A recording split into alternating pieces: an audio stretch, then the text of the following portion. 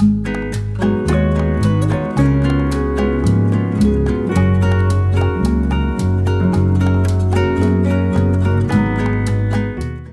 buenas tardes a quien nos está siguiendo en esta tercera emisión de estas charlas de Filminería desde el Comité Académico de Interlínea Cultura Editorial, que bueno, pues estamos buscando ampliar nuestro campo de reflexión a partir de las propuestas que surgen de la filminería. Hemos tenido ya 2 sesiones que realmente resultaron muy ricas, con amplia discusión de parte de quien está ahí, así es que quien está ahí, estoy hablando de los que nos están escuchando en el Face Live, pues los invitamos a que, bueno, pues no solamente sigan la plática, sino que hagan sus comentarios, sus opiniones, porque eso va haciendo que se enriquezca mucho esta conversación.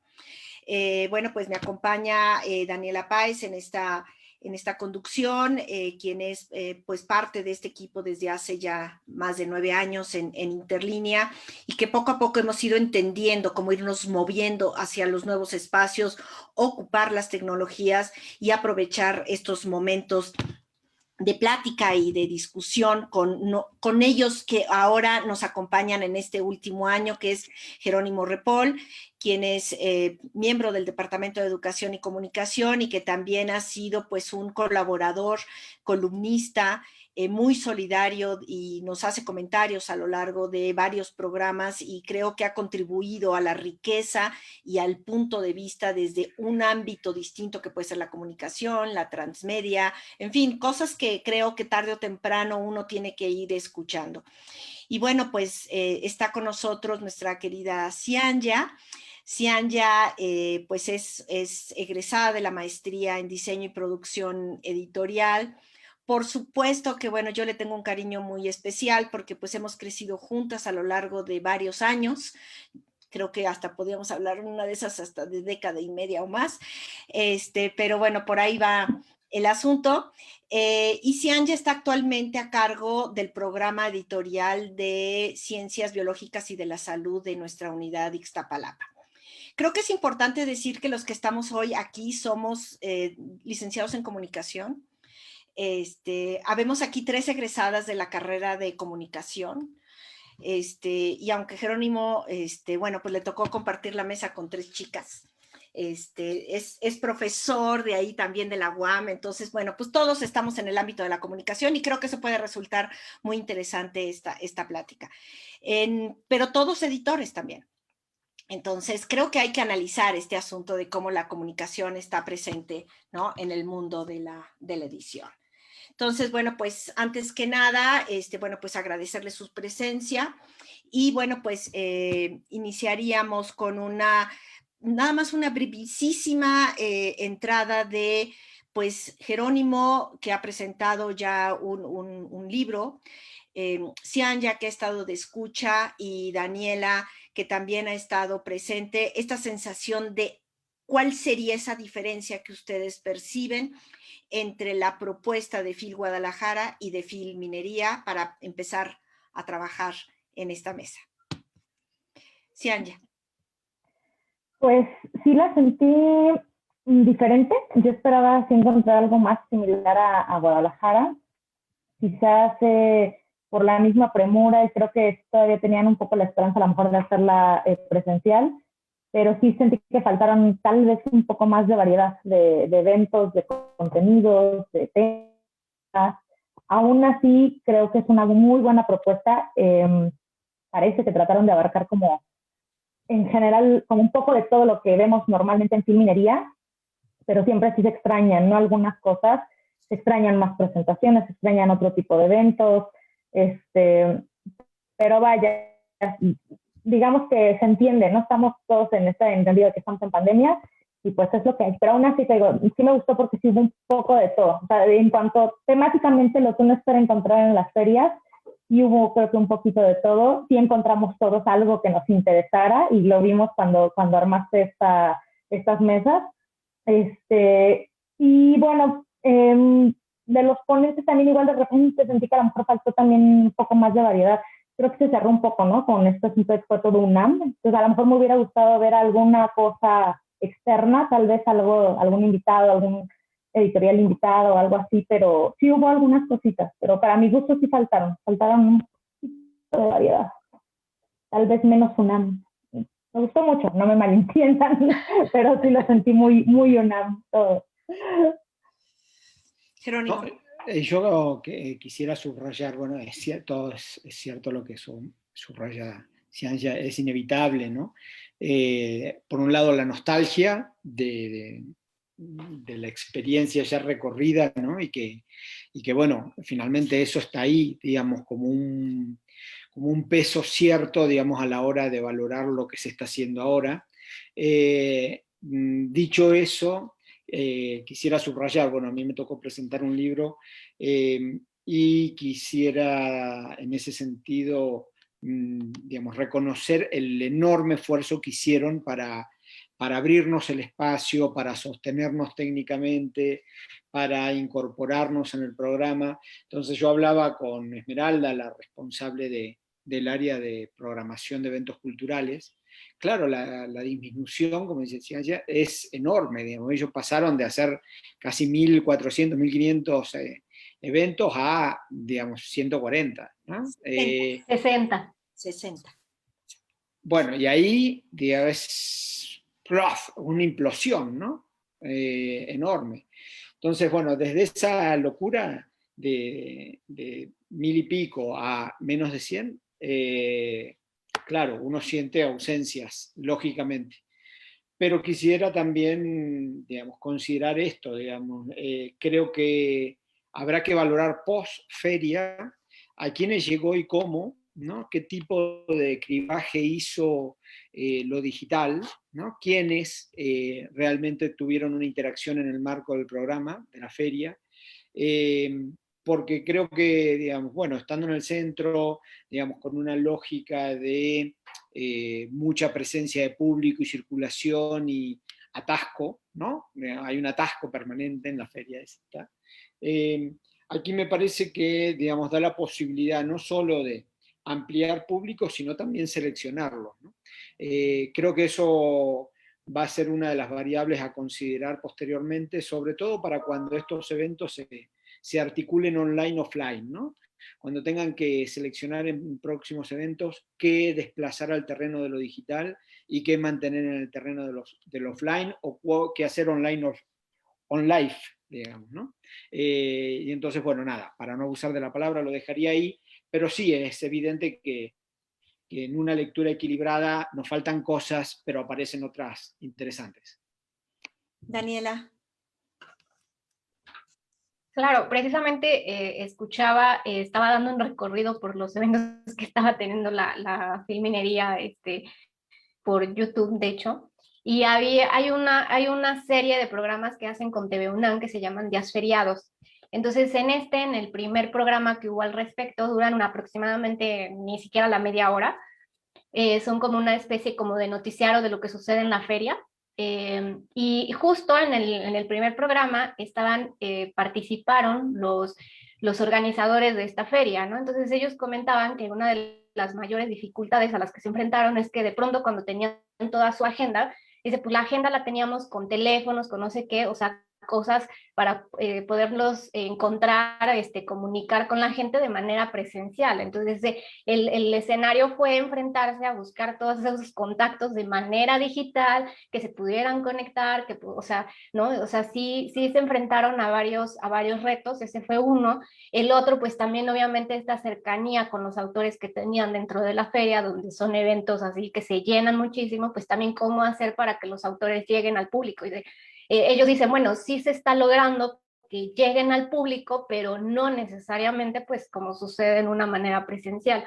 Entonces, creo que con esto yo rescataría que efectivamente pues sí cambian las condiciones, con lo que decía Jerónimo, ¿no? Es una feria que tiene demasiado movimiento por estar en el centro de la ciudad, ¿no? Cerca de 2 estaciones de metro, entonces creo que eso hace un juego donde esta feria sí tiene que analizar más a fondo, ¿no? Porque la de Feria de Guadalajara quizá tiene un poquito, y quizás donde yo encontraría cierta diferencia, ¿no? Tiene un poquito como de que digamos, como que no todas las actividades son totalmente abiertas al público general o no en todas participa el público general, ¿no? Porque están obviamente las actividades para profesionales, entonces sí ya tienen ciertos públicos seleccionados y uno mismo como público seleccionado pues va encontrando esas actividades que le interesan y no sucede lo mismo con la feria de minería. Realmente uno creo que va un día y busca uno la actividad que le interesa y decide asistir o ya la tenía planeada desde antes. Entonces yo creo que esa parte es para mí la diferencia y lo que será un reto para la feria de minería, pues hacia adelante, ¿no? O sea, también analizar cómo está llegando a todo ese público que llegaba, ¿no? Sí, es interesante analizar y es importantísimo más bien analizar que cada una de las ferias tiene objetivos, alcances, público, y eso es lo que hace rica a la industria de las ferias del libro. Y la de minería en particular, y es muy importante considerarlo, que esté en el centro de la ciudad, donde somos los de la Ciudad de México prácticamente los que accedemos a la posibilidad de encontrarnos con el libro, con los autores, no tiene nada que ver con lo que convoca Guadalajara o lo que vimos en Frankfurt también, o la propuesta del IBER, o la propuesta, es decir, todos estos años nos han hecho propuestas distintas, pero también tiene que ver con el carácter, y creo que ahí es donde tenemos que entender que encontramos cosas distintas. Efectivamente, 60 suenan pocas, pero fueron muchas para la propuesta que se está haciendo, porque de alguna u otra forma son 5 actividades diarias que permiten, si tú estás interesado, en verlas todas, ¿no? Si quieres, ¿no? Pero también yo te diría que, aunque sí hay mucho más UNAM que otras universidades, y ahí es donde creo que Cian ya está haciendo ese énfasis, creo que hay variedad de temas, muchísima variedad de temas, y que son justo los que fuimos seleccionando, ¿no? Para esta presentación. Y bueno, yo voy a arrancar con la parte de esta revista de investigación educativa que presentó un número especial en torno a la pandemia. Bueno, pues lo que andan buscando es hacer énfasis en los principios de esta revista, que buscaba justicia, equidad e inclusión de la educación a través de una serie de investigaciones que promovieran estos principios de la revista, pero hoy por hoy hablaban pues mucho más, ¿no? De este asunto, que si esta revista tiene 40 años, pues imagínense que sigue siendo vigente. Y en tiempos de pandemia, bueno, pues preocupados por entender estos asuntos, bueno, pues convocaron a varios investigadores que realizan investigaciones en el tema, y sobre todo lo que más se ocupan y se preocupan, y creo que es parte del eje de la discusión de esta sesión del día de hoy, tiene que ver con las tecnologías, ¿no? El papel que ocupan las tecnologías como si fuesen determinantes de un quehacer, cuando es el quehacer mismo que tendría que estar, desde mi punto de vista, actuando en favor del proceso educativo. Digamos, hay estudios que caen fundamentalmente en hablar sobre todo que las técnicas son las que condicionan los procesos de enseñanza-aprendizaje y no el uso de las técnicas para, ¿no?, desarrollar otras cuestiones. Entonces sí hablan de la carencia de un trabajo pedagógico para el uso de estas tecnologías. Creo yo que es necesario que ya se superen ciertas condiciones de la pedagogía y sus herramientas para llegar mucho más adelante. Ese sería mi posicionamiento. Creo que es importante que empecemos a entender que no es la tecnología la que determina o la herramienta o la estrategia solamente, sino es un condicionamiento frente a la necesidad de aprendizaje del alumno, donde ese alumno tiene que entenderse como promotor de su propio aprendizaje y no solamente desde la parte educativa. Yo escuché más la preocupación desde la educación que desde el aprendizaje. Pero hubo una intervención de una investigación que me pareció muy importante, o me causó un poquito de mayor ruido en la cabeza, que tiene que ver cuál es el valor de la escuela, del lugar de la escuela, sobre todo en un país como este, que es la iglesia y la escuela están en el centro de las poblaciones y son las que convocan a la sociedad o a la comunidad a ejercer una serie de actividades, no solamente que tienen que ver con el proceso de enseñanza-aprendizaje, sino con sus actividades culturales, sociales y de compromiso comunitario. Y el hecho de que ahorita estén cerradas esos espacios está llevando a una ruptura comunitaria y que me parece que eso hay que escucharlo. Es decir, es el lugar que ocupa la escuela en las comunidades de nuestro país. Y que obviamente, pues la tecnología a una serie de comunidades le sigue siendo todavía poco representativa de algo que les permite educarse, porque al final de cuentas estas reuniones comunitarias los llevan a ejercer el trabajo pues de agricultura o de ganadería o de, no sé, de tejidos, lo que sea, es decir, es que eso va mucho más allá, ¿no? Es decir, el concepto de educación en ciertas comunidades no solamente es la alfabetización, por decirlo así, o no es nada más lo que van a recibir por la televisión, sino este marco. Y luego, bueno, pues yo ya nada más agregaría que el espacio de la televisión, y ahí en un momento dado engancharíamos con lo que Jerónimo nos podría presentar, pues la televisión, el lugar que ocupa en estas comunidades, que de pronto es una persona que tiene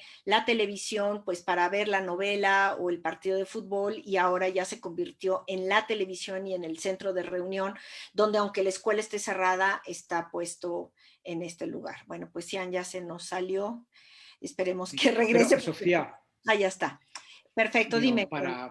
Uh-huh. No, me parece, me sumo a tu línea de argumentación, porque creo que justo lo que estás iluminando, digamos, y que debe llamar a la atención de los especialistas en el ámbito de la educación, pero creo que de un conjunto de actores y por supuesto de quienes tienen que gestionar estos procesos, me parece que resulta capital lo que está señalando, entendiendo que la escuela, digamos, primero lo que evidencia la pandemia es el peso estructural de las brechas, ¿no? Y cómo, digamos, una serie de comunidades quedan al margen de cualquier discusión, ¿no? Pensar el desequilibrio además entre quienes podemos conectarnos con estas herramientas y quienes tienen que conectarse en una lógica mucho más asimétrica, mucho más unidireccional, como por mayor esfuerzo que se establezca, implica el diseño de la comunicación a través de la televisión o a través de la radio. Que son los dos medios que se han reflotado, digamos, para trabajar estos procesos durante la pandemia. Pero sobre todo, como tú dices, digamos, tanto, digamos, esta idea del dominio de la tecnología como un elemento determinante, sobre todo desde el lugar del educador y no del educando, o desde el proceso de aprendizaje, como tú subrayabas.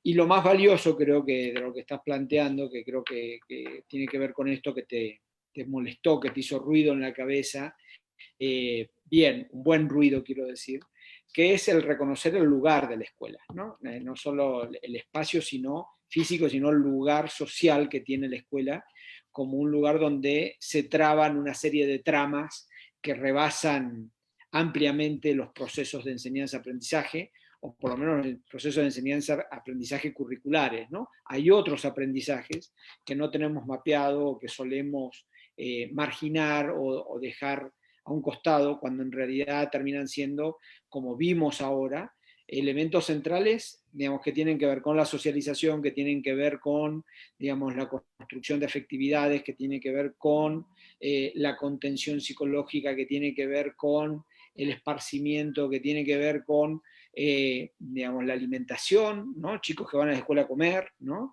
Chicos que van a la escuela y que permiten a los padres trabajar.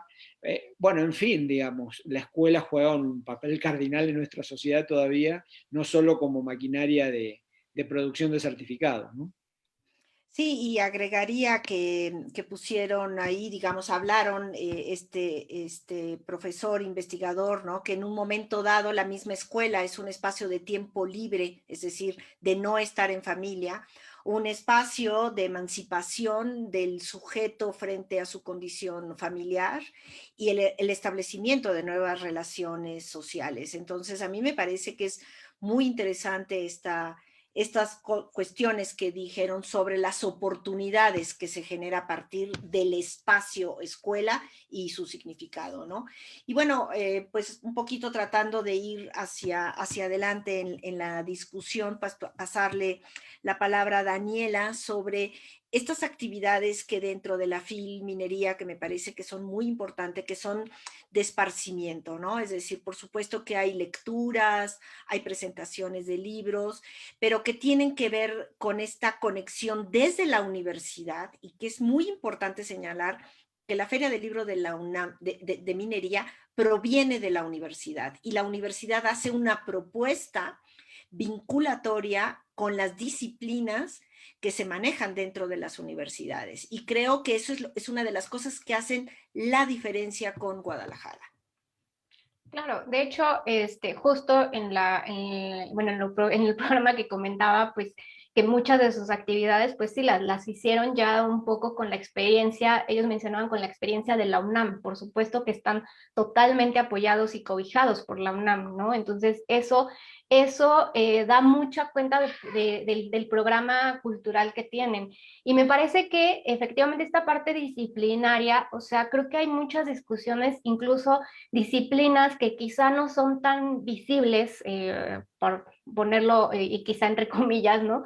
De pronto vemos una presentación de una revista de trabajo social, ¿no? De la disciplina en trabajo social, de la disciplina de biológicas, o sea, de ciertas disciplinas como muy específicas, ¿no? Y que cada una precisamente lo que intenta es trasladar, ¿no?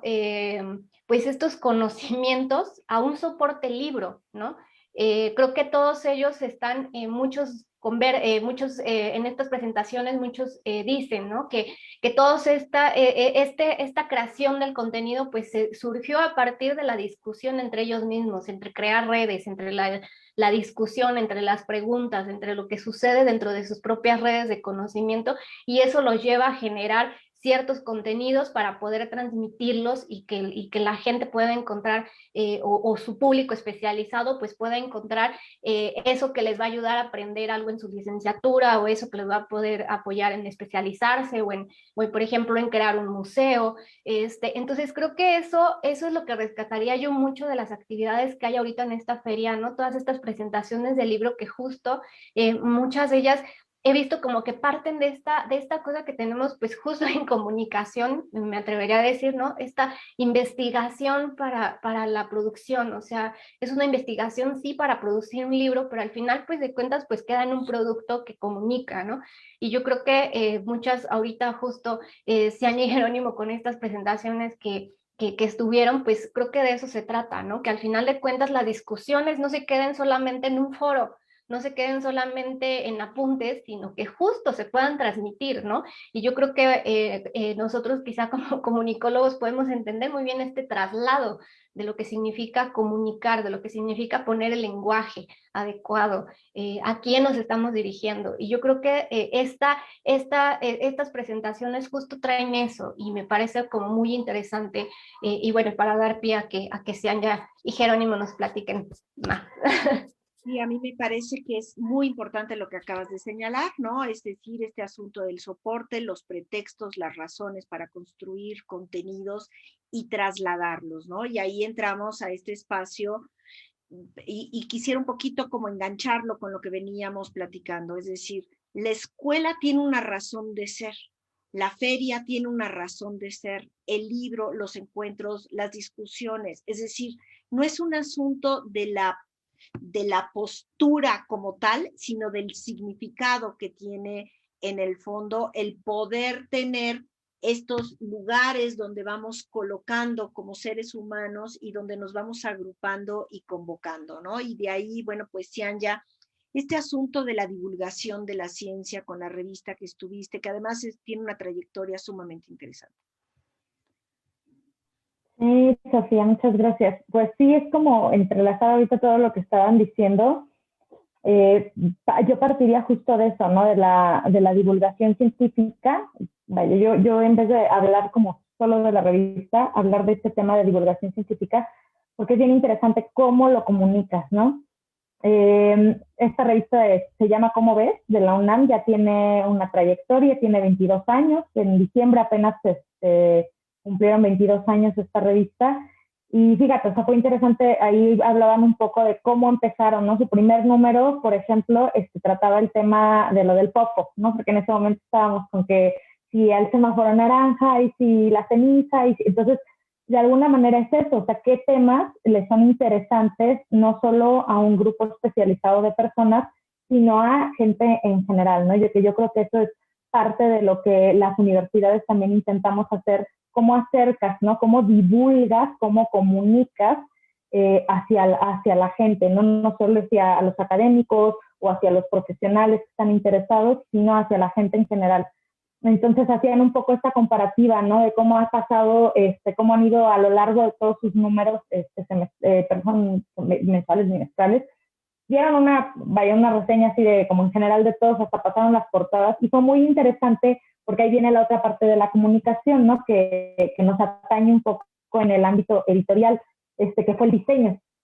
A mí me gustó mucho cuando hablaron de esta parte de que comunicas y divulgas la ciencia, también con diseño, ¿no? Y hablaban del asunto de las infografías, y a mí me pareció extraordinario porque, pues sí, realmente es eso, cómo empleas esas herramientas de diseño, no solamente el texto lo estás comunicando, sino visualmente cómo comunicas, tu misma revista, qué discurso científico va a tener para comunicarlo. Entonces fue muy interesante hacer esta comparativa, no solo a lo largo de los años de la misma revista, sino con otras, ¿no? Hablaban también de otras revistas que tienen en la UNAM, de cómo han hecho estos esfuerzos por salir al público, y vinculando también con todo esto que hablabas tú de tecnologías, que yo creo que eso nos quedó claro desde que platicamos en el marco de FIL Guadalajara, que si algo vino a romper esta pandemia, pues fue con los años de atraso tal vez que traíamos en materia tecnológica,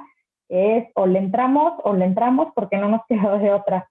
Entonces, pues sí, por ejemplo, en el caso de esta revista que sí tiene un costo, sí se vende, vaya, de manera impresa, física al público, y los últimos números para acá, pues está de acceso abierto, ¿no? Entonces también eso es muy importante mencionarlo, pues que muchos, me incluyo, vaya, en mi trabajo editorial, hemos optado por dar esta salida de acceso abierto a través de otras plataformas, a través de otros medios. Pasamos a lo mejor de sí tener el soporte impreso, pero que por las mismas condiciones de la pandemia, por la misma situación de económica, logística, física y demás, pues hemos tenido que recurrir a buscar plataformas, ¿no? Entonces, por ejemplo, esta revista decían pues casi que la aprovecháramos, ahorita podíamos consultar los últimos números en línea, y eso también te habla de pues sí, la están acercando, porque a lo mejor había gente que en su momento, aunque el costo de la revista es muy, muy barato, 30 pesos, pero pues decía, no la voy a comprar, ¿no? Hasta los mismos estudiantes.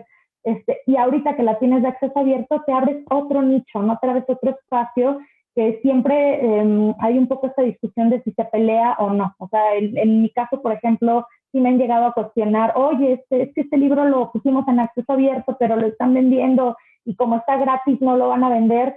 Y la verdad es que no. O sea, pese a lo que se pudiera pensar, la verdad es que son públicos diferentes, ¿no? O sea, yo misma tengo libros que, a pesar de que los tenía en electrónico, los quieres en papel porque necesitas consultarlos de otra manera, ¿no? Porque la apropiación, la comunicación, cómo te llegó este texto, cómo te llegó esa información, es diferente a cómo la tienes en electrónico de cómo lo tienes en el papel.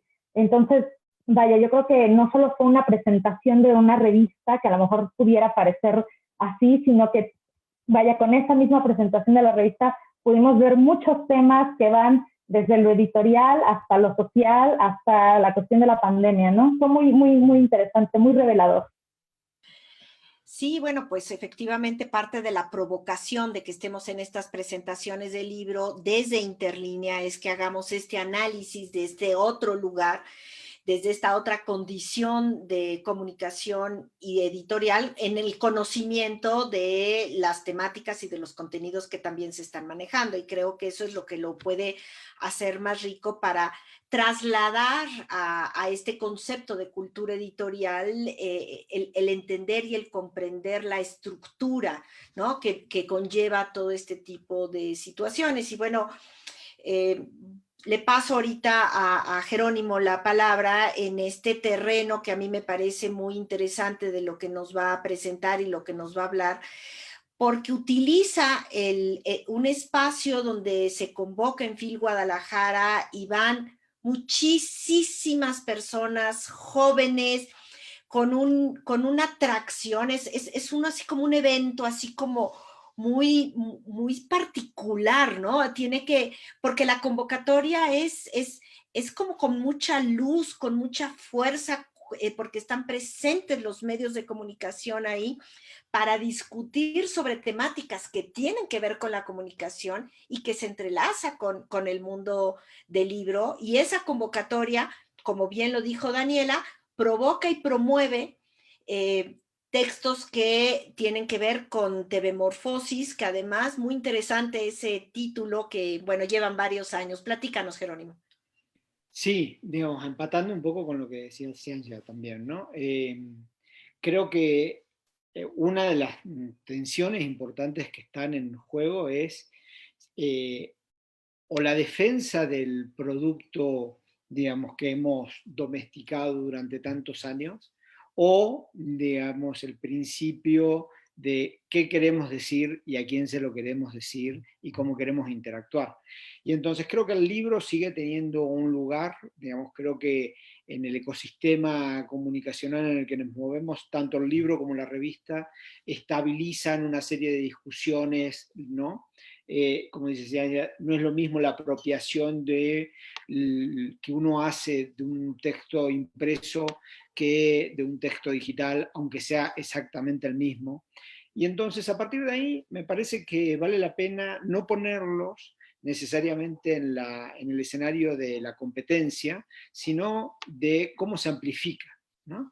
Y entonces, este proyecto, digamos, en el cual yo, digamos, me pongo una gorra y me saco la otra, digamos, participo, que es el de TV-Morfosis. Bueno, primero resulta, digamos, un desembarco extraño de la pantalla de la televisión en el marco de una feria de libro, ¿no? Emerge con la idea del director de Canal 44 de la UDG de armar un programa, una serie de programas de televisión en el marco de la FIL de Guadalajara, programas fundamentalmente articulados en paneles, alguna charla inaugural, pero sobre todo paneles, conversaciones, digamos, 3, 4, digamos, personas discutiendo una serie de temas, y como decía ya, como ves, digamos, TV-Morfosis también nos permite justamente ver cómo se ha ido amarrando una serie de discusiones que no son las del principio de TV-Morfosis. TV-Morfosis se arranca hace un poquito más de 10 años, aunque tenemos 9 libros, 10 con la antología, ¿no? Que hemos realizado justo en el medio de la pandemia. Pero bueno, se presentó el TV-Morfosis 9 hablando de la inteligencia artificial en contenidos audiovisuales, algo que también va mucho más allá de la pantalla de la televisión, va mucho más allá de la lógica del libro, nos rebasa, permea el conjunto de la sociedad, nos desafía porque nos resulta absolutamente extraño, pero había arrancado con un poco la angustia de la televisión por la sociedad de redes. Y un poco, digamos, cómo la sociedad de redes te va comiendo el mercado, te va comiendo la naturaleza del medio, te va poniendo en duda, ¿no? La pertinencia, ¿no? ¿Seguimos haciendo televisión? ¿Tendrá sentido? ¿Seguimos haciendo libros? ¿Tendrá sentido? ¿O revistas? Bueno, me parece, insisto, que el punto de partida no debería ser la competencia y la supervivencia, sino más bien cómo, digamos, y en este caso lo que tenemos con TV-Morfosis es una narrativa que tiene una pantalla como eje vertebral, pero que en realidad se despliega transmedialmente. Y me parece que es interesante el proceso inverso, cómo de un programa de televisión nosotros terminamos construyendo, no transcribiendo el programa de televisión a un libro, sino generando una discusión posterior al evento de TV Morfosis, ¿no? Los libros reúnen una serie de artículos de algunos de los que participaron, de algunas de las que participaron en el evento TV Morfosis, pero le pedimos que lo desarrollen en extenso, que lo desarrollen articulando una argumentación sustentada, digamos, con fuentes, que lo articulen con, es decir, que cada una de sus afirmaciones no sean una suerte de reacción a la discusión, sino que haya un discurso argumentado. Y entonces el libro termina siendo la excusa para otras cosas, ¿no? Lo que les decía al principio, el libro, un documento estabilizado en realidad, con la oportunidad de la presentación del miércoles, lo que hubo fue, digamos, una cámara de eco importantísima en mucha gente, por supuesto interesada en la comunicación, en toda Iberoamérica. Primero porque el presentador era uno de los autores que está presente a lo largo de toda la colección, pero porque además tiene una presencia a nivel latinoamericano y nos permitió construir una presentación que no fuera una exposición de lo que se plantea en el libro. En realidad hablamos de muchas otras cosas y el libro fue la excusa para amplificar otra vez la conversación. Entonces yo diría, el libro es un descanso, es una pausa, es un lugar al que volver, digamos, como una referencia obligada, pero que no agota la discusión, no agota la conversación, y creo que es el escenario utópico de muchos autores a la hora de liberar un libro, ¿no? Que en realidad el libro empieza a vivir en el momento en que es publicado y no que sea una obra muerta, ¿no? Ahí me gustaría convocar a Daniela a esta parte de la reflexión que hace un año estuvimos en Contec. No sé si Jerónimo estuviste presente en Contec México en febrero del año pasado, y los temas, ¿no? Y bueno, por ahí tenemos un par de entrevistas que tienen que ver justo con la inteligencia emocional y cómo la inteligencia emocional está permeando ya los contenidos dentro del tema de lo editorial. Y ahí sacamos unas conclusiones muy interesantes, Daniela, porque yo creo que vale la pena enganchar ese evento que el Contec, les informó, para los que nos escuchan, es una propuesta de reflexión que viene de la Feria de Frankfurt y que trae a nuestro país a gente que está obviamente en Alemania principalmente, a mostrarnos, digamos, los avances tecnológicos o de todo tipo, y que nos, pues a veces un poco nos abruma, ¿no? Con algunas temáticas, pero que es importante porque es una manera de traer a la Feria de Frankfurt a México. Daniela, ¿te acuerdas? Eso fue interesantísimo. Sí, sí, de hecho, justo cuando escuchaba lo de inteligencia artificial, esta conversación con Carlos Escolari, precisamente me llevó, también me remitió mucho a esas conversaciones que justo vimos hace un año, y que creo que obviamente este es un tema que en ese momento, bueno, nos pareció, sí, creo que aprendimos conceptos nuevos, ¿no? Conceptos que a lo mejor ya los estábamos escuchando, pero de pronto los empezamos a trabajar, y nosotras mismas creo que aquí en Interlínea los hemos comenzado como a incorporar en las actividades y toda esta parte. Creo que esta parte transmedia, por ejemplo, tenemos este programa con Belén Santaolalla que se llama Narrativas Transmedia, que salió justo a finales de diciembre pasado, y otro sobre inteligencia artificial con un alemán, también, que salió también justo a finales del año pasado. Los pueden encontrar en la serie 24 en nuestro sitio web, y justo lo que esto provoca es esta inmersión, ¿no? Como el mismo usuario, el mismo lector ya provoca que haya contenido, ya provoca que haya reacciones, y esas reacciones llevan a formular otros aspectos, a que la discusión vaya en otro sentido, o sea, cómo el mismo usuario lo invitan a colaborar.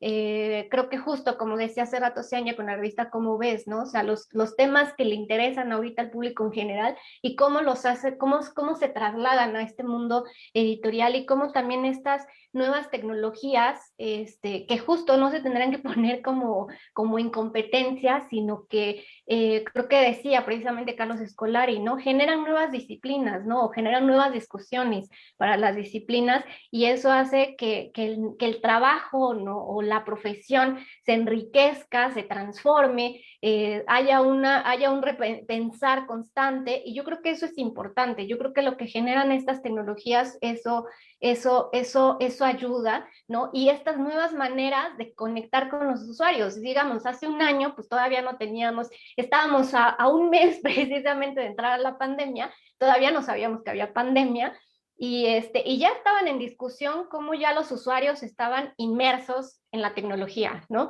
Cómo ya estaban actuando los datos, cómo ya estaba toda esta tecnología. Por ejemplo, hubo uno hubo un proyecto, ¿no? Que uno metía datos, no sé qué, y casi te creaban el guión o el guión para poderlo distribuir para contenidos televisivos o cinematográficos, en fin. O sea, en ese momento ya había plataformas y que yo ahorita me pregunto con esos proyectos, sería interesante saber en qué cambiaron, en qué se modificaron o en qué tuvieron éxito durante esta pandemia, donde, bueno, pues todos hemos tenido que estar totalmente conectados a una pantalla y convivido totalmente con la tecnología. Entonces, creo que es muy interesante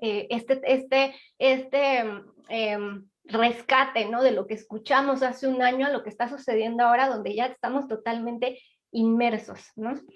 Ahora, con lo que dice Daniela, puntualizar, porque una de las tentaciones o de las angustias con la inteligencia artificial es justamente esta suerte de colonización de actividades, profesiones, que pasa justamente por un lado, todo el acopio de información y cómo a partir de eso tomar decisiones que en el mundo editorial resulta cada vez más, por un lado, interesante mercantilmente, preocupante políticamente, porque digamos, uno cada vez tiene, con las herramientas de generación de datos, con la plataformización, tiene cada vez más certeza de qué funciona comercialmente y qué deberíamos olvidar comercialmente. Ahora, eso implica, digamos, tomar decisiones en el campo editorial más allá de lo comercial. Y eso creo que nos llevaría a una discusión más amplia. Pero eso mismo acontece, digamos, desde el lugar de la producción, lo que decía Daniel en términos de producir una novela, o producir un cuento, o producir un guión, o producir o generar noticias. Digamos, hay, digamos, una cantidad de ingredientes que la inteligencia artificial, digamos, bien adiestrada, está ya demostrando que puede construirlo. Por supuesto, uno con una posición romántica y nostálgica diría, no, qué horror, no está bien. Pero al mismo tiempo hay un desafío que me parece que vamos a tener que enfrentar. Digamos, no se trata de dejar de pensarlo porque vamos a seguir haciendo libros artesanales, sino, digamos, bueno, pensar cómo vamos a convivir con este espacio.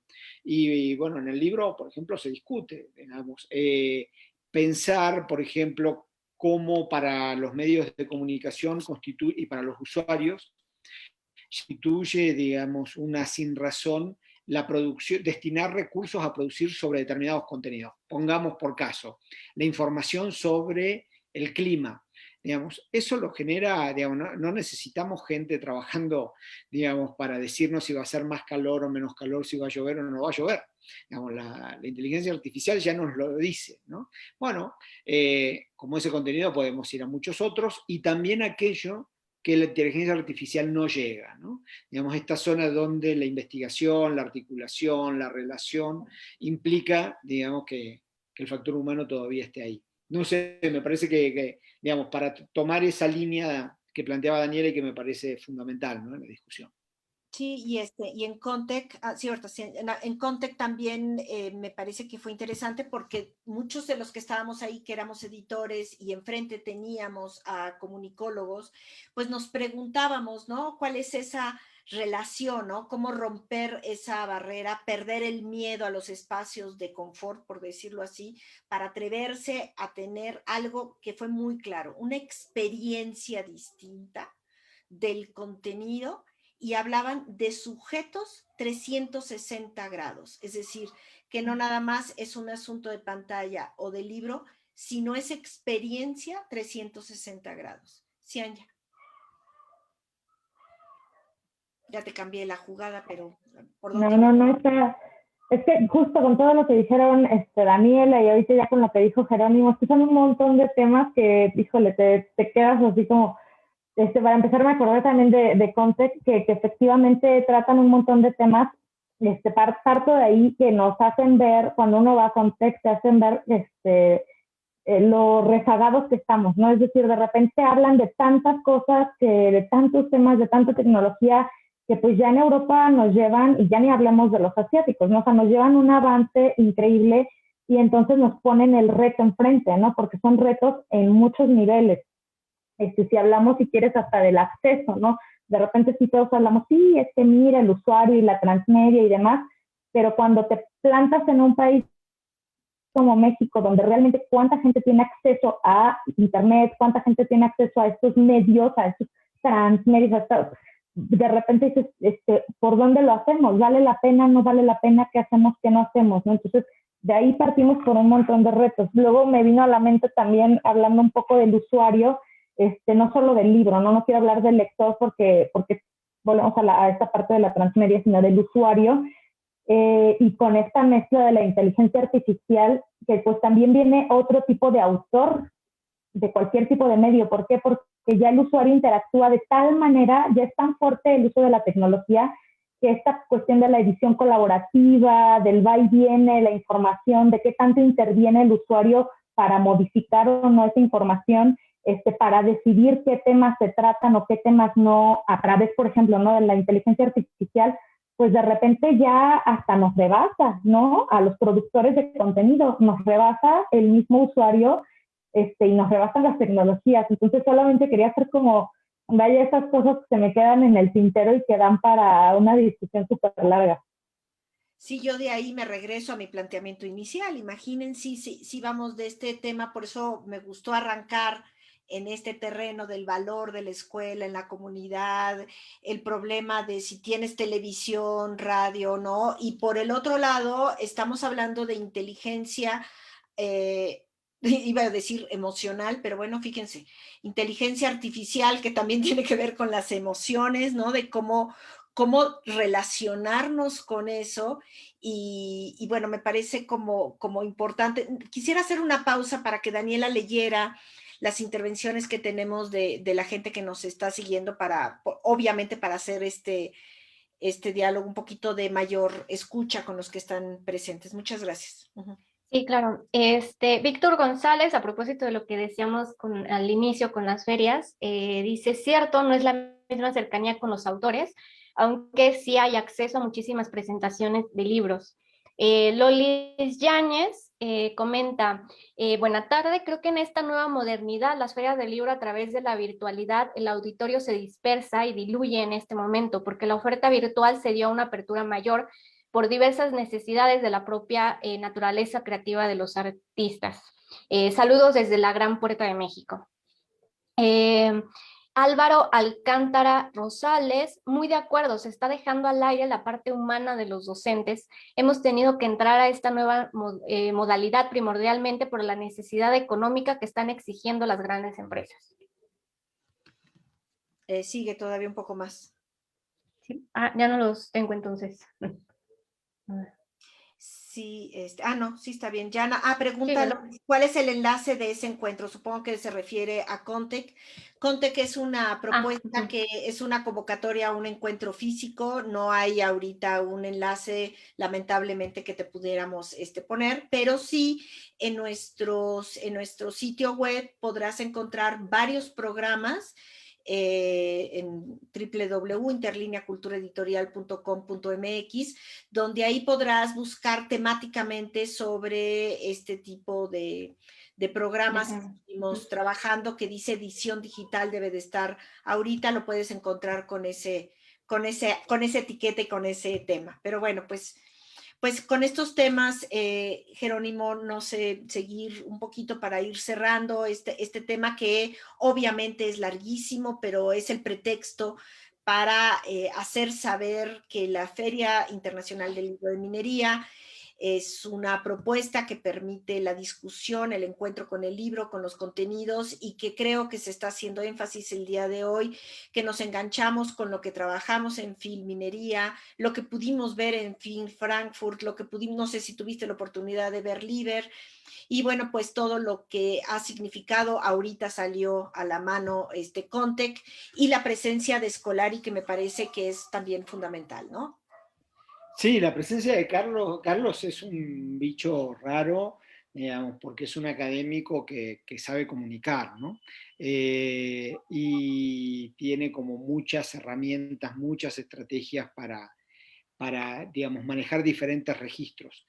En ese sentido, también haciendo como un recorrido durante su presentación, digamos, lo que yo traté de hacer al conversar con él es sí tomar la columna vertebral de Pteomorfosis, pero también cómo en el campo de la comunicación Carlos fue introduciendo una serie de discusiones que venían, que estaban presentes en nuestro entorno inmediato, pero sobre todo venían del ámbito anglosajón, y que fue él posicionando para conversarlas entre todos, ¿no? Porque él arranca, digamos, allá lejos y hacía tiempo, 2004 creo, haciendo clic con uno de sus primeros libros, digamos, que emergen también de la articulación entre semiótica y diseño, ¿no? Ahora que Seaña también subrayaba, digamos, la dimensión de la expresión que entraña el diseño, pero que empieza a anudarse en hipermediaciones, en estos procesos, que es un texto del 2008, que es un proceso donde se reconoce el desplazamiento de los medios de comunicación masiva, del broadcasting, y el libro es un medio de broadcasting. Digamos, los libros habían quedado, como un poco después también el cine, como al margen del estigma de los medios masivos. Pero en realidad el proceso de comunicación que entraña el libro es un proceso de broadcasting. Hay un autor, hay pocos editores que lanzan para miles, a veces millones, ¿no? Random nos pondría otros números, o Planeta, o etcétera. Nosotros imprimimos menos ejemplares. Ya llegaremos a eso.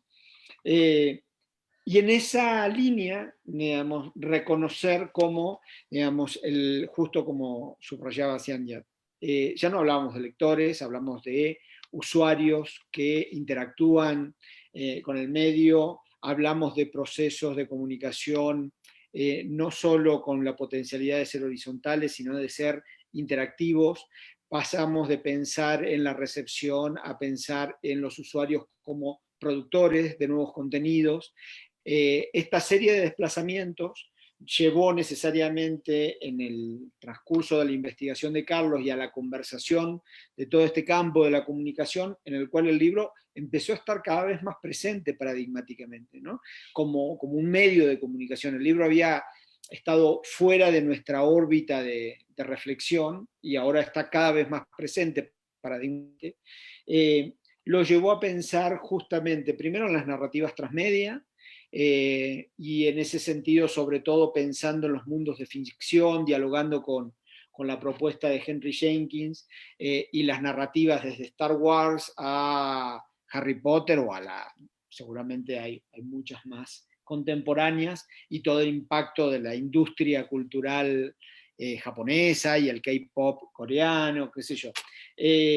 Cómo ese desplazamiento por y por supuesto los videojuegos en el medio, tiene un texto menos conocido, pero que se llama Homo Videoludens, que trabaja sobre este tipo de narrativas interactivas, inmersivas. Es decir, le fue metiendo capas para llegar finalmente a, digamos, el lugar en donde él se ha estado moviendo, justamente la alfabetización transmedia, ¿no? Que ha sido un proyecto, digamos, que si bien la financiación proviene de la Unión Europea, tiene un acento también o un desplazamiento en América Latina. La investigación se operó también en Uruguay, en Colombia, digamos, hay una serie de países con los que se trabajó. Y desde esa alfabetización transmedia llega necesariamente o retoma un concepto que había quedado ahí en el camino, que es el concepto de interfaz. Y con las interfaces justamente, y voy a cerrar con eso en esta segunda entrada, una de las interfaces que plantea es la interfaz educativa. Es decir, cuando uno piensa en interfaz, piensa en pantallas, piensa en dispositivos tecnológicos, piensa, digamos, en cómo estamos atravesados por procesos de mediatización, digamos, gestionados, controlados, si queremos, por las plataformas, y en realidad el concepto de interfaz, justamente, él lo retoma desde ese lugar y lo expande al terreno de la política, al terreno de la cultura, al terreno de la educación, y ahí nos plantea, digamos, justamente el desafío de la escuela en este entorno. Claro, él lo piensa desde Europa, y hay que apropiarlo y traerlo aquí, ¿no? Bueno, justamente creo que entonces ese lugar que estabas problematizando con, digamos, tu primera intervención en realidad en función del lugar de la escuela, creo que, digamos, puede ser pensado también desde un concepto aparentemente ajeno al entorno educativo como es el concepto de interfaces. Y por tanto, digamos, lo que permitió esta conversación fue hacer este recorrido de cómo la agenda de preguntas se nos ha ido desplazando, ¿no? Y cómo en realidad lo más significativo no está en las respuestas, sino está en las formas de interrogar lo que nos está pasando. Por tanto, si es interrogar lo que nos está pasando, como dice Cianya, nos obliga a pensar el desfase, ¿no?, del contexto en México. Bueno, podemos hablar de inteligencia artificial y será muy relevante para algunos sectores en México, o lo podemos pensar como la inteligencia artificial debería ser una materia de políticas de Estado y, digamos, que sea mucho más incluyente, o podemos pensar qué es lo que está al margen de, ¿no? Y entonces ahí me parece que tenemos que nuevamente volver la mirada hacia las preguntas y cómo las construimos para tratar de que lo que realmente estemos interrogando y sobre aquello que estemos reflexionando tenga una pertinencia social, ¿no? Es decir, que no sea un mero o juego intelectual o una mera herramienta laboral o de placer, ¿no? Bueno, ¿cómo intervenimos en este entorno que nos toca jugar? Y creo que, como lo subrayaba Daniela, el punto, digamos, al cual o el espacio o el lugar al que nos ha traído la pandemia, creo que nos hace barajar y dar de nuevo, ¿no? Creo que está todo otra vez por discutirse, creo que, digamos, hay que pensarlo desde muchos lugares, y eso es lo que un poco intenta este espacio de Tebemorfosis, ¿no? Tener una mirada múltiple, múltiple en términos de miradas disciplinares, pero también múltiple en términos de cómo en cada uno de esos terrenos tenemos también miradas diversas, ¿no? No tenemos miradas homogéneas, y eso me parece que es el valor mayor de la serie y de este último libro, que es el Tebemorfosis 9. Nada, lo dejo ahí con el comercial. Está bien. Bueno, yo creo que Cianya le han surgido muchísimas interrogantes y cuestionamientos que nos llevan a un análisis que, bueno, a mí me gustaría para ir cerrando esta sesión, ¿no? Es decir, publicar ciencia, difundir ciencia, eh, eh, divulgarla, es algo que dentro de nuestra universidad tiene una serie de parámetros que de pronto parece ser que no permiten que justo podamos recurrir a estas acciones de volatilidad o de permitirnos otras maneras de ser y otras maneras de ocupar los medios de comunicación, y de pronto el libro se ha convertido en un requisito como camisa de fuerza que no nos permite visualizar otras maneras de comunicar la ciencia, ¿no? En términos generales, ¿no? Y que de pronto nos encontramos más resolviendo la forma que el fondo, Cianya. Pues así es, y es grande es parte de los grandes retos. Ahorita yo creo que ya no lo puedo decir mejor. Jerónimo hizo un súper resumen maestrazo de justo todos los puntos. Pero sí, Sofía, o sea, parte de los retos, y lo digo a lo mejor desde mi trinchera de editora y de la cuestión de la divulgación de la ciencia, es sacarnos, ¿no? O sea, ir quitando cuesta mucho trabajo porque está enquistado, por desgracia, esta idea de que el libro es la forma predilecta, como dice Jerónimo, hacer el broadcasting de la ciencia. Entonces, quitar esa idea para los académicos, para las universidades e instituciones y para nuestras autoridades, el libro como única manera de, o como manera legítima, ¿no? O válida de, cuesta trabajo. Tú te has enfrentado a eso de que a lo mejor puedes hacer una experiencia transdisciplinaria para comunicar múltiples cosas, múltiples temas, y no es válida, ¿no? De repente te topas con pared, pero es seguirle, no es picar piedra, es hacer entender, es visualizar. Yo creo que tenemos que partir por visualizar. A lo mejor hasta lo que nos decían en la maestría a veces es como evangelizar a la gente y a nuestros propios académicos para que entiendan. Ahora sí que se tiene que ir a lo mejor de abajo hacia arriba, ¿no? Porque también ellos, yo entiendo que partimos de políticas que vienen desde CONACYT, y a lo mejor CONACYT va a decir que es de más arriba, ¿no? Entonces, quizás tenemos que hacerlo de abajo para arriba, hacer entender que tenemos otras formas de comunicar, para voltear a ver cosas como telemorfosis, ¿no? O sea, para voltear a ver, para hacerlo válido, para ver cómo divulgamos, cómo nos acercamos, cómo comunicamos, ¿no? Que no sea solamente el libro. Y lo digo con todo el amor del mundo, que soy editora, pero es que es eso. O sea, y cosas como esta pandemia nos han demostrado que tenemos que hacerlo, ¿no? Pero sí, Sofía, muchos retos por delante. Pues bueno, Daniela, vamos cerrando el tema, pues convocamos con 3 conceptos: educación, divulgación de la ciencia e inteligencia emocional. Sigo con lo emocional. Es que sí, en el fondo. Es que sí está. En el fondo, sí está en juego. Sigue saliendo, ¿no? Inteligencia artificial, ¿no? Y esto de artificial, que bueno, que obviamente conlleva a muchos ideales o cuestiones del imaginario, ¿no? Que no sé dónde está, a lo mejor la parte emocional no me acaba de ganar, ¿no? Todavía sigue ahí presente. Pero bueno, creo que se enlazan estos temas que siempre están presentes en Interlínea, Daniela, y que a mí me gusta mucho hacer énfasis de estos recursos que ya tenemos en nuestras publicaciones, podcasts, que son una manera también de difundir, y que también estamos con estos videos y con esta manera, ¿no?, de construir cultura editorial, y creo que tiene mucho que ver el día de hoy, aunque siempre todo el mundo así como, ¿de veras en serio? Sí, de veras en serio va por ahí, y sí entra.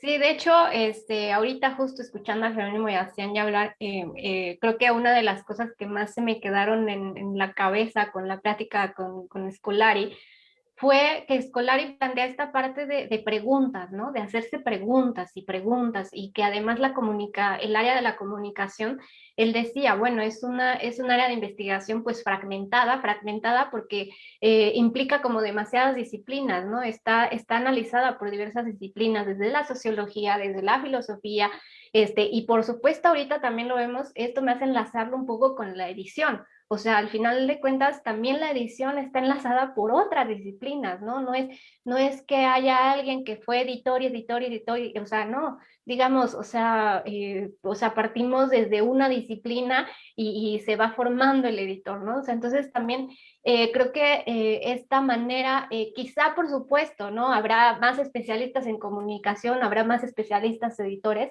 pero justo creo que esta parte de la transdisciplina permea mucho esta área de comunicar, ¿no? Porque el libro comunica, ¿no? Pero para eso necesitamos herramientas desde la comunicación que nos ayuden a entender qué es divulgar, qué es comunicar, qué es difundir, cuáles son los medios, entender todo este concepto de audiencias también, que es muy interesante, ¿no? Hacer todo ese estudio, pues son conceptos que nos llevan desde la comunicación, ¿no? Pero también hay conceptos también desde el diseño, y hay conceptos desde la retórica, y hay conceptos, o sea, creo que, creo que esta transdisciplina nos ayuda mucho a poder conversar con otras disciplinas y poder recoger o rescatar, ¿no? Ciertos métodos quizá, o ciertos conceptos que nos ayuden a entender y poder hacer un buen producto, ¿no? Y efectivamente, o sea, el hecho, nosotros mismos nos hemos enfrentado, ¿no? Que no se entiende, ¿no? Que un programa de radio comunica, que un programa de radio también se necesita investigar para hacer ese programa de radio, que para hacer un video también se necesita investigar, ¿no? Porque se hace un guión, se hace un texto, ¿no? Y en ese texto, por supuesto, como hace rato decía también Jerónimo, también es un texto que está argumentado, ¿no? O sea, también conlleva toda una planeación anterior, ¿no? Para poder plasmar ese contenido, para poderlo comunicar efectivamente. Entonces creo que nos hemos enfrentado a eso y es muy rico también como, pues sí, ya hay libros, ¿no? Que ya tratan de conectar con otros medios, ¿no? O sea, ya tratan de que esté la música, que estén leyendo, ¿no? Y esté la música, que esté escuchando el personaje, ¿no? De la historia, que de repente haya un video con el que se tenga que conectar. Creo que todas estas plataformas, ¿no? Nos conectan, y yo creo que es importante entenderlas porque nos pueden llevar a diversos públicos, desconocidos o conocidos, pero eso amplifica, no creo que sea una competencia ay, no, es que si me voy para allá, pues voy a perder al público de acá, no, para nada, o sea, porque hay público para todo, ¿no? Sí, sí, me parece como muy, muy importante este asunto. Bueno, pues me gustaría leer aquí dos participaciones. Está Lolis que dice, creo que sería importante escuchar la experiencia de los universitarios y más de las carreras de ciencias, por ejemplo, la medicina, ya que el libro físico o digital se ha convertido en la única forma de aprendizaje y formación. Alejandro Tapia nos dice, está súper interesante pensar en esos temas y plantearse lo que deberemos hacer en las universidades para mantener su pertinencia social. Y bueno, pues ahí sí, obviamente se abre un panorama muy amplio, ¿no? De reflexión y de análisis que, bueno, pues queda sobre la mesa en este proyecto que no pretende nunca concluir de manera tajante ni determinista, sino dejar en el público las preguntas, el cuestionamiento, la reflexión, la búsqueda de apertura sobre análisis de lo que significa la edición y la vinculación entre todos nosotros. Y creo que ahí se está cumpliendo el objetivo. Y les paso la palabra pues para cerrar, concluir alguna cuestión final. ¿Quién dice yo? Jerónimo. Sí, no, básicamente, digamos, recogiendo el guante, creo que digamos, la centralidad de la conversación de hoy, que como tú decías, Sofía, digamos, pasa por la educación, pasa por la comunicación, pasa por lo tecnológico, nos habla de cómo digamos, ese universo narrativo o esa conversación se ha vuelto una conversación capital para pensar lo social. Y digamos, ahora cuando digamos, una de quienes están conectadas planteaba, bueno, nos hacen falta voces desde las otras ciencias o desde la ciencia, ¿no? También jugando con lo que decía Ciencia en términos de cómo hemos ido construyendo, digamos, valores, ¿no? Bueno, nosotros estamos hablando de una serie de espacios, digamos, que no entran fácilmente en el campo de la ciencia, pero que al mismo tiempo es cierto que tienen y siguen teniendo el libro como el soporte, digamos, y el medio autorizado, pero creo que, digamos, son estos espacios, desde la medicina, desde las ingenierías y evidentemente desde la informática, pero si pensamos, digamos, desde la primera disciplina o desde el primer lugar, que es la física, ¿no? Bueno, la física, digamos, hace toda una construcción a través del uso de herramientas digitales que después le permiten comunicarnos, nos permiten hacer visible de entrada, por ejemplo, los agujeros negros, que son invisibles a los humanos, y la tecnología lo permite reconstruir, o nos permite viajar, digamos, hacia atrás en el tiempo para reconstruir las trayectorias del Big Bang, y cómo las partículas nos siguen atravesando. O, bueno, en fin, digamos, cada una de las construcciones de la física que no son visibles a los humanos, pueden ser desplegadas en otros soportes y en otras herramientas. ¿Es suficiente el libro para la física? No. Y a partir de ahí, creo que vale la pena, para cerrar, como decía Daniela, nos ponemos y justamente no en una lógica multidisciplinar porque sí, sino cómo, digamos, abrimos nuestra mirada a otras herramientas y a otras posibilidades para pensar lo que nos interesó desde un primer momento. Y entonces creo que el espacio editorial, la cultura editorial, abre el juego siempre a múltiples conversaciones, y es lo que Interlínea, me parece, pretende construir, ¿no? Xianya. Pues no, no mucho más de lo que ya se ha comentado, Sofía. Sí, a mí me quedan como cada que tenemos estas charlas muchas cosas por idear, porque me vienen a la cabeza muchas cosas que quisiéramos hacer, ¿no? Desde nuestro espacio de comunicadores, de divulgadores. Pero sí hay, yo creo que me quedé mucho con la pregunta que hicieron, ¿no? De que qué pensarían, por ejemplo, en el caso de los estudiantes, ¿no? De medicina y demás, que porque el libro sigue siendo la única forma de aprender. Entonces yo creo que partimos justamente de esa falta de, no sé si de conocer o de buscar alternativas, pero yo creo que no. O sea, yo creo que más bien eso tenemos que intentar romper ese estigma de que el libro es la única manera de bote pronto se me viene, como dice Daniela, ¿no? Ahorita que decías, un programa de radio también comunica, y hablando, por ejemplo, del área de las ciencias, me acordé justo de Frecuencia Nutricional, que también es un programa de radio de la misma división, que pues de alguna manera igual, o sea, es un programa de radio y están haciendo este esfuerzo por comunicar. Entonces, es solo por poner un ejemplo que se me vino ahorita, pero yo creo que pensando, por ejemplo, en cuestiones como el context, ya hay cosas más allá del libro para poder aprender, para poder comunicar, para que vaya, nuestros usuarios no se queden solamente con la idea del libro físico, ¿no? Como dicen, este concepto de amplificación. Yo todo el rato estuve también con la palabra de amplificación recordando a Bhaskar, entonces como que sí, o sea, es buscar otros marcos para amplificar nuestro conocimiento, ¿no? Y lo que queremos dar a divulgar. Que me quedaría con eso nada más, Sofía. Pues bien, yo creo que, pues no sé si Daniela tengas algo más que decir, y si no, si consideras, podemos ir cerrando ya la Sí. sesión. Sí. Creo que quedaron las piezas. Agradezco muchísimo la presencia de Jerónimo, de Xianya, por supuesto de Daniela, en este acompañamiento reflexivo, que para mí siempre es un placer. Aprendo muchísimo. Creo que he tomado como el gran pretexto de mi vida para aprender cosas por otros medios, y no solamente leyendo, sino escuchando, conversando, y creo que eso para mí en lo particular es muy rico, y que agradezco, ¿no?